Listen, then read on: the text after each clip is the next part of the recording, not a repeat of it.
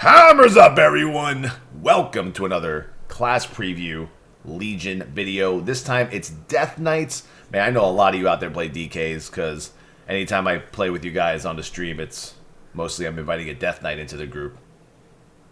Mostly blood, most of the time. So not to read too much into the beginning of this, and by the way, thank you for all the recent feedback for these videos. People are saying, Towelliee, you're reading too much of the beginning part, and you should just get right to it. You know what? Let's get right to it. I'm going to just cliff notes this beginning part. Major changes to DKs, as I read these, you'll notice, is there is no more separation between runes. There's no Death Rune, Frost Rune, what were the other ones? It was like Frost, Dead, and Unholy. Now it's only one rune type. I believe it's just one like Death Rune, and it's 6 of them, and that's it. And they recharge on a timer. So no more do we have to deal with, oh man, do I have a rune available for this ability or this ability or this ability? All your abilities use the same damn runes, and that's pretty much it. And every spec uses one disease to put on a target instead of having to put up multiple diseases. I think that's also a big improvement. And a lot of people are saying, oh, wow, they're, go checkers. They're casualizing Death Knights. And I'm like, you know what? Honestly, the big reason why I didn't play a lot of Blood DK tank is because it was really tedious just trying to manage your runes, Like, you had all these add-ons to manage every single rune. And, like, what was your blood rotation? Like, Death Coil, Death Strike, Blood Boil. And then you had to hit, what is it, the tap button, the blood tap or whatever to get your whatever rune replenished so you can use Death Strike again. Whatever, man. I don't know. Outbreak, blah, blah, blah. It just seemed boring. I'm not going to lie. Death Knights are probably one of the most effective tanks out there next to Druids, in my opinion, in Mythic rating. But, I mean, I just, now that now we're just going to be using one rune, and there's going to be 6 of them, and they regenerate, and you'll know that any ability you hit as a DK will always use the same damn rune, and you're always waiting for the same damn runes to regenerate. So, let's get into Blood DK. So, Blood Death Knights. Let's see. They've changed Death Strike to cost runic power instead of runes. Very awesome. It's about time that, your main ability, which I believe has always been Death Strike, to go with a resource instead of, like a rune system. Well, I guess both runic power and runes both count as resources. So for that, it results in a more clear choice of resource expenditure. You can't lock yourself out of being able to heal if you spend a rune at the wrong time, and also gives runic power generation a bigger impact. And also, instead of rune tap, we're positioning Bone Shield to be the primary complement to Death Strike for active defenses to better tie into the fantasy and provide more flexibility. That's also awesome. Marrow Rend is a new attack which allows you to rotationally generate Bone Shields. To provide gameplay contention between runes of a single type, Blood Strike now generates additional runic power on top of the standard amount gained for spending a rune.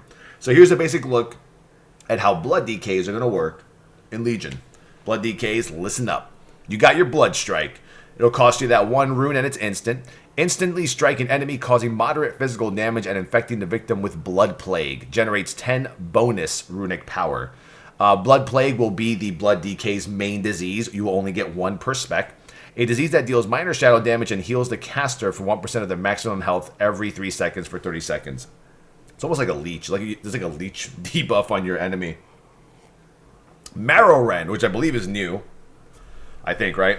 That'll cost you 2 of your 6 runes. It's instant. Smash the target, dealing strong physical damage and generating 3 charges of Bone Shield.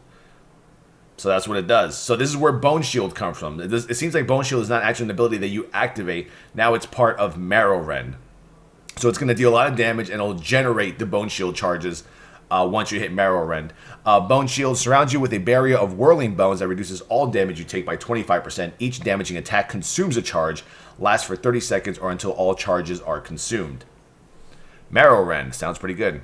Death Strike will now cost you 40 runic power. Focuses dark power into a strike that deals strong physical damage and heals you for 50% of all damage taken in the last 6 seconds. Minimum 7% of maximum health. If you are below 35% health when this is cast, all runic power is consumed, increasing the potency of the healing effect. Now, I haven't played DK this past expansion, so I'm not sure if that part right there is new. You guys can tell me that. I'm not going to go digging into my Death Knight and looking at my abilities for that.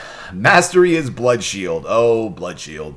Each time you heal yourself with Death Strike, heal, not here. Every time you hear yourself, Death Strike, you gain 40% of the base amount healed as a physical damage absorption shield. It also obviously increases your attack power by 20%, as with all tanks.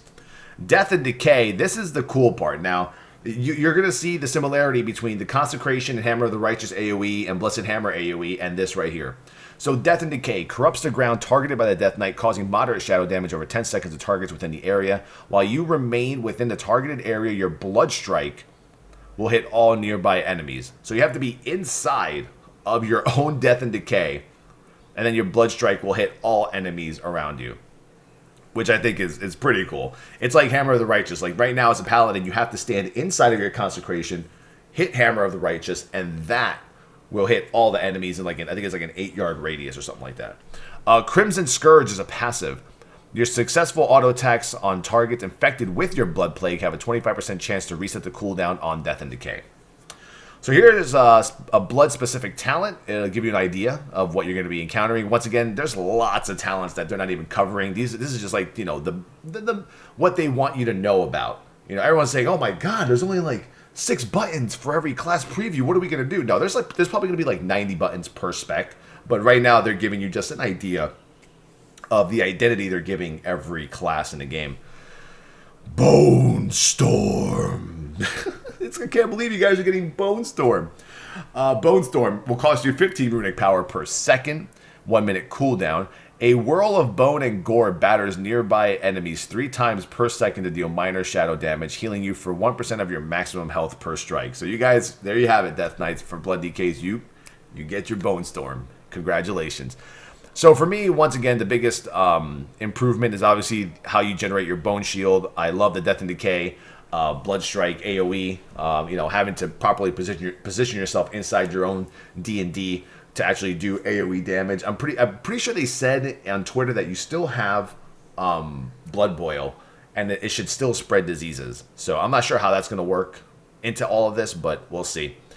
But yeah, and I love the whole new rune system where you have just 6 runes. They're all death runes, and all your abilities just use a rune, and you don't have to figure out if it's an unholy, death, or frost, or whatever the fuck it is. So, or blood rune, whatever. So good job, Blizzard, on that change.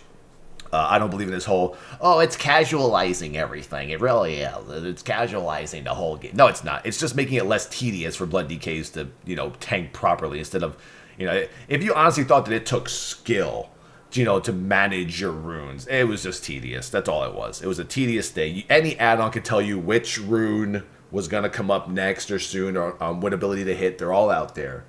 But just waiting for those runes to come up for a specific ability, for a specific rune, was just tedious. Agree or disagree, whatever you want. Frost. Not much for Frost. You guys haven't really changed much. You're probably not even going to like this one.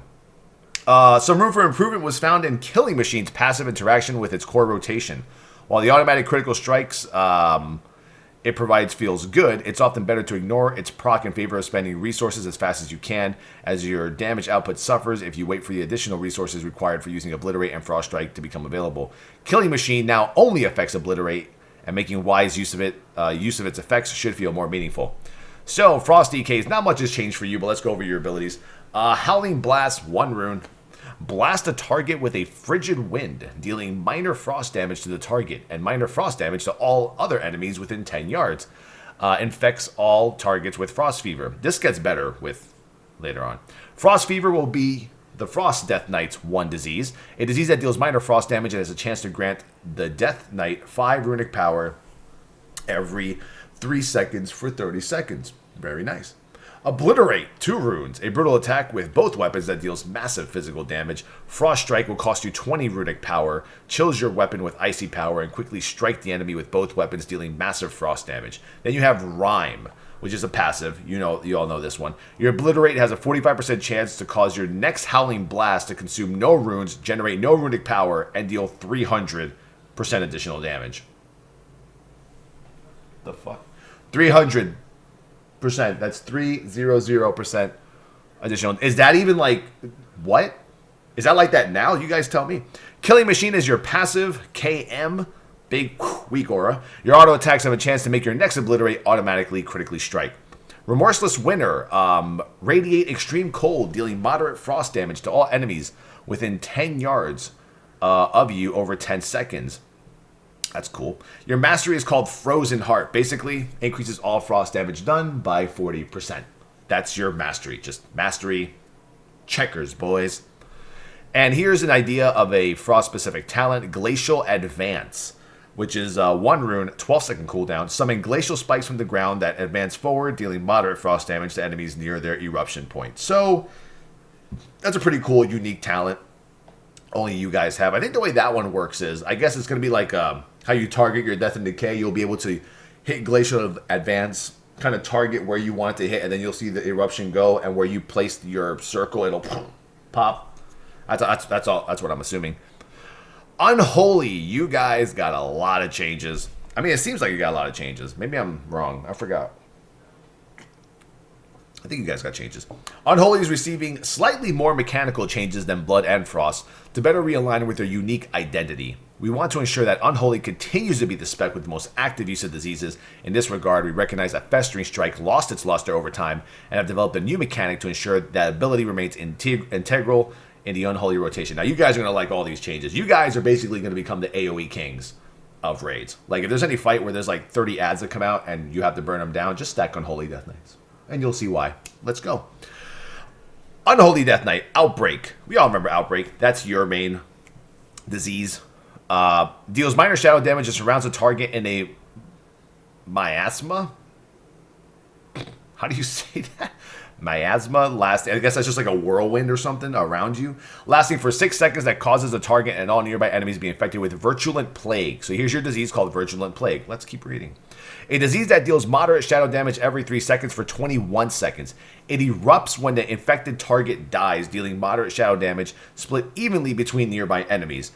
The disease also has a 30% chance to erupt each time it deals damage. Yeah. When I'm doing dungeons, when I'm doing these like challenge runs with like the keystones and shit, I'm bringing Unholy Death Knights. I'm stacking. Yep. I'm going Prot Pally or Demon Hunter. Fucking 3 Unholy Death Knights, and probably more than likely like a Resto Druid or a Resto Shaman. Or a Mistweaver. More than likely. Festering Strike is 2 runes. It's instant. So here's Festering Strikes. I think they reworked it. Deals massive physical damage and infects the target with 1 to 3 Festering Wounds. Festering Wound. A pustule-ridden lesion that may be burst by Scourge Strike, dealing moderate shadow damage and generating 3 runic power. Now, Scourge Strike, an unholy strike that deals strong physical damage and strong shadow damage, triggers a single stack of Festering Wound if it is present on the target. Seems like a lot of synergy here between Festering and Scourge Strike, so you got to figure that shit out because I don't get it. Death Coil, good old Death Coil. Fires a blast of unholy energy at the target, causing strong shadow damage to an enemy and restoring 10 energy to your ghoul. So you have a ghoul. Keep in mind, let's count. Spoiler alert. You have a ghoul. Sudden Doom is a passive. Your auto attacks have a chance to make your next Death Coil cost no runic power. So you may be just spamming Death Coil over and over again throughout the entire fight. Now here we go. Dark Transformation is a 1-minute cooldown. Transform your ghoul into a powerful undead monstrosity for 20 seconds. The ghoul's abilities are empowered and take on new functions while the transformation is active. So right now you have your one ghoul, as always. You summon him. You hit Dark Transformation. He becomes more powerful. He turns into one of those like crazy monstrosities, and he deals like a metric fuck ton of damage. So that's that. It gets better. Death and Decay corrupts the ground targeted by the Death Knight, causing moderate shadow damage over 10 seconds to targets within the area. While you remain within the targeted area, your Scourge Strike will hit all enemies nearby. So where Blood Strike in Blood does the AoE, you will be using Scourge Strike. Will use AoE everything as long as you're standing within your Death and Decay. So remember, it says you remain in a targeted area. So don't forget, stand in your own shit, which is weird. Your mastery is Dreadblade, increases all shadow damage done by 50% with a mastery from typical gear. Now, let's get real. So to give you an idea of an unholy specific talent Blizzard is giving you, all will serve. Passive, your Raise Dead spell summons an additional skeletal minion, and its cooldown is removed. So basically, with this passive, at any given time, you should have 2 ghouls up, no matter what, is what I'm reading. And you should be able to hit Dark Transformation on a 1 minute cooldown for both those ghouls. So you should be having 2 ghouls transform into monstrosities for 20 seconds. That's amazing. So as you can see here, a lot of like AoE, a lot of like ghoul damage. I mean, Unholy has really changed, at least in my opinion, from what I've seen currently in this expansion for Draenor. But with Legion, it seems like it's going to get more intense with like the more ghouls and the more AoE. So you guys let me know in chat, what do you think has really changed about Death Knights that you're excited about? Honestly, I'm stoked about Blood. Overall, just really stoked that there's no more separation in the runes. It's just one universal rune that everyone uses, every spec uses. And I also do like the whole Death and Decay, stand in your own shit, AoE abilities, along with, you know, getting rid of Resolve and kind of just sticking to the roots of a Paladin or the roots of a Death Knight or the roots of any tank is, you know, come up with your own ability that does your self-healing. You know, we have, I think it's called, Light of the Something. Protector, I think it is for Paladins, and for now Death Knights obviously it's always been Death Strike, and you're still going to get that absorbed shield from your mastery. So yeah, so if you guys want some more previews, some more Legion talk, catch me on Twitch, twitch.tv/Towelliee. Follow me on Twitter, always posting tons of WoW stuff and other real life stuff on Twitter. That's twitter.com/TowelTheTank. Thank you everyone for your recent support on my YouTube. I am making it my goal to try and make at least one YouTube video per day, at least every other day, 2 days. I'm going to say one per day right now because I've been keeping it kind of consistent. And now you know, beta is literally right around the corner. So once that comes out, you're going to be seeing a lot of content. I'm going to make videos of the quest line for the artifact weapon with every spec. We're going to go over every ability, every new dungeon, everything. So peace out. Double chest pound. Take it easy, guys. Let me know what you think about them DKs.